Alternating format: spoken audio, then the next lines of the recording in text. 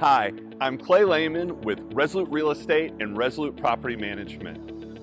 Investor interest in the city of Ocala has grown tremendously over the past few years, and much of that interest is coming from people who aren't familiar with the city of Ocala. They see the numbers and it's really appealing, but they don't know much about what's driving this growth.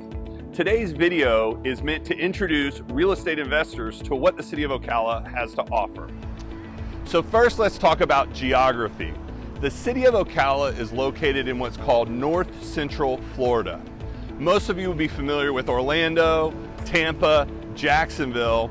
Ocala is basically like at the top of a triangle with Tampa and Orlando, located about 90-ish miles northwest of Orlando and northeast of Tampa.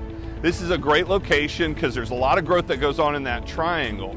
Ocala also benefits from being located on two major highways. First, I-75, which runs north all the way through the United States, south all the way to the tip of the state of Florida. We also are the point where the Florida Turnpike originates, which connects northwest Florida to southeast Florida.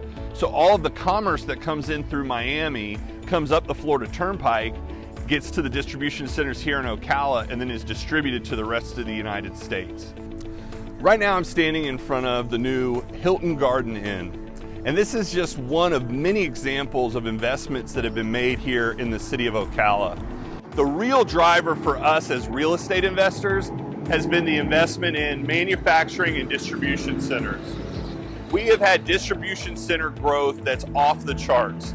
In the last 5 years, we've had a large FedEx distribution center, Amazon distribution center, Dollar Tree, Chewy, the pet store, AutoZone, just to name a few. Those are the major projects, but the city of Ocala has invested heavily in creating distribution hubs that are going to drive job growth for years to come. We expect in the next year and a half to add another 5 million square feet of distribution centers that will drive another 7,000 jobs here to the city of Ocala. The Ocala Metro is one of the fastest growing metros in the United States. In 2020, the city of Ocala was ranked number 6 on U-Haul City Growth rankings. Estimates say that right now we have about 120 people a week moving into the city of Ocala. We're going to have about 6,000 new residents per year in the coming years, and that growth should continue to expand. Now let's talk about industry and employment. Did you know that the city of Ocala is known as the horse capital of the world? I didn't know that until I moved here.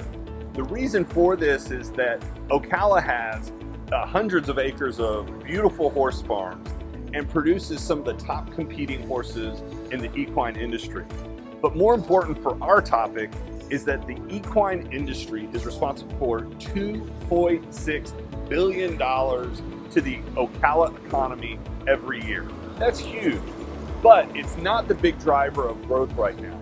The big driver of growth is the distribution center jobs that have been coming here to Marion County. I mentioned earlier, in the past 5 years, we've added FedEx, Dollar Tree, AutoZone, Chewy's. We've got a ton of new distribution centers, and that growth will continue. What's crazy is that Ocala is one of only 6 metros in the entire United States that has had positive job growth in the past year. One of 6, that's out of over 400 metros. Median household income in the city of Ocala is $46,000 a year.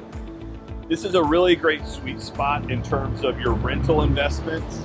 You typically seek that your tenant would have 2.5 to 3 times your gross income over rent coverage. So if you're renting a house for $1,000 a month, you would want your tenant to have at least $3,000 of gross income.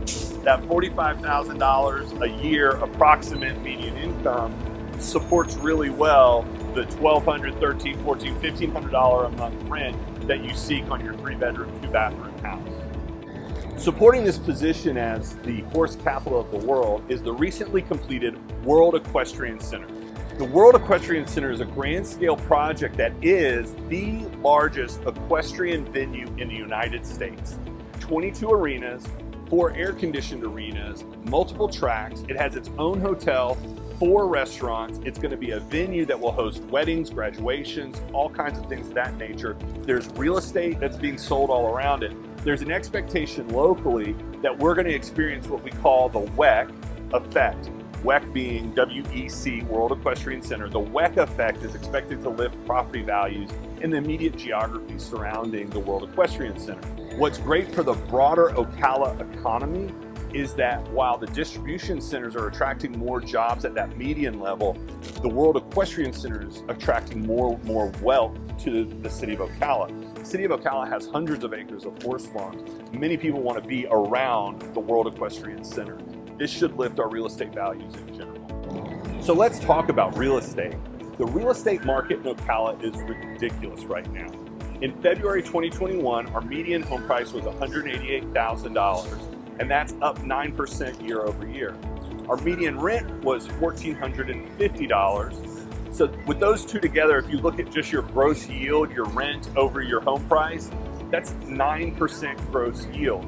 So it's crazy. And that only projects to go up. Our inventory, which is the best forward indicator of what home prices are going to do, has continued to go down with 1.3 months of inventory as of February 2021, which was a 50% decrease year over year. Since February, the inventory has continued to decrease. It seems that demand is going to remain high. So what this is going to do is continue to put upward pressure on pricing. On the rental side, there are a number of factors that drive up the rental rate. One of which is as home prices go up, more and more landlords are deciding to sell their homes. So there's fewer rental properties available, which then creates more value in the existing rental properties. We're keeping a close eye on supply, because so the demand side staying high.